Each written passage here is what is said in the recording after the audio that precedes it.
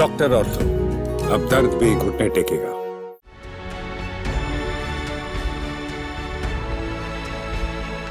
पर्यावरण को संरक्षित रखने के लिए देश में कई मुहिम चलाई जा रही है और अब हमारे देश के जवान भी इस मिशन में अपनी भागीदारी निभा रहे हैं। विश्व पर्यावरण दिवस के मौके पर दिल्ली के कालिंदी कुंज पार्क में यमुना को पुनर्जीवन करने के लिए कार्यक्रम का आयोजन किया गया। इस कार्यक्रम का आयोजन टेरिटोरियल आर्मी की तरफ से किया गया था।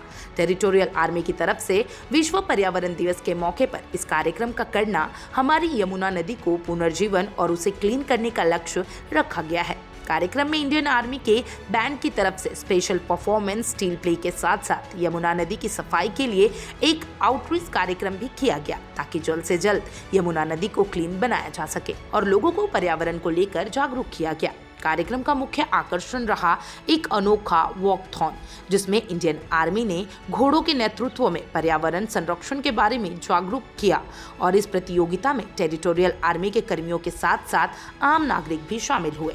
चैनल 4 न्यूज दिल्ली एनसीआर के संवाददाता से बातचीत करते हुए टेरिटोरियल आर्मी के additional director of general S Patil ने बताया कि पर्यावरण को बचाने के लिए उनकी टीम ने मुहिम शुरू की है, जिसके तहत ये पूरा कार्यक्रम किया गया है।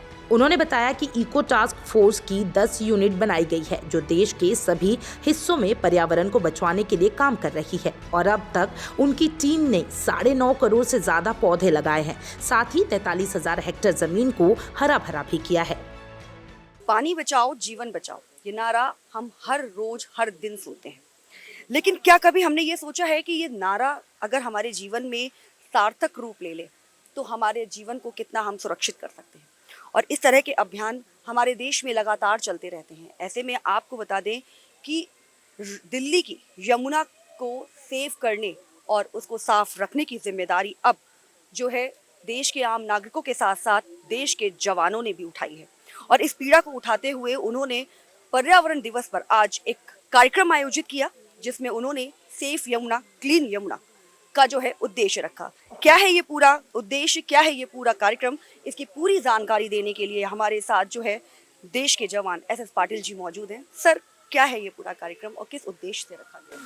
मैं मेजर जनरल एस पाटिल हूँ, additional director general of territorial army. Territorial army एक इंडियन आर्मी का हिस्सा है और आमतौर पे इंडियन आर्मी को सिर्फ देश की सुरक्षा और लड़ाई के रुख के तौर पे देखा जाता है, लेकिन इंडियन आर्मी की नज़र चौफेर है और पर्यावरण का बचाव भी एक हमारा ध्येय है और उसमें टेरिटोरियल आर्मी कार्यरत और अग्रसर है।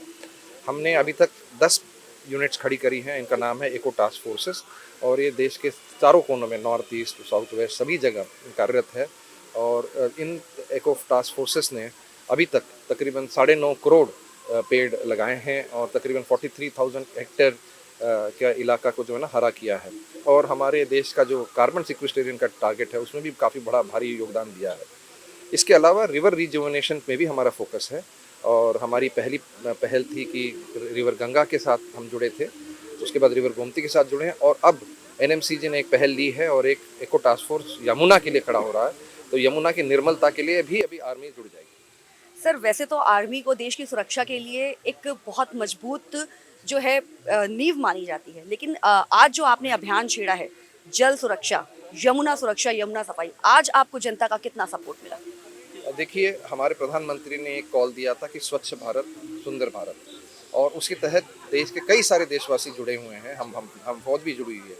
अब एक नई पहल है हमारी कि हमने अपने देश की नदियों को और उनकी सफलता, उनके निर्मलता की तरफ प्रयास करना है। हम जो दिल्ली सरकार का प्रयास है उसके साथ जुड़ेंगे और मुझे पूरा यकीन है कि हम सबके मिले जुले प्रयास से गंगा के अलावा अब यमुना भी निर्मल हो जाएगी। सर, यमुना नदी की अगर बात करें तो यमुना नदी की सफाई के साथ साथ यमुना नदी एक बहुत बड़ा राजनीतिक मुद्दा भी रहा है।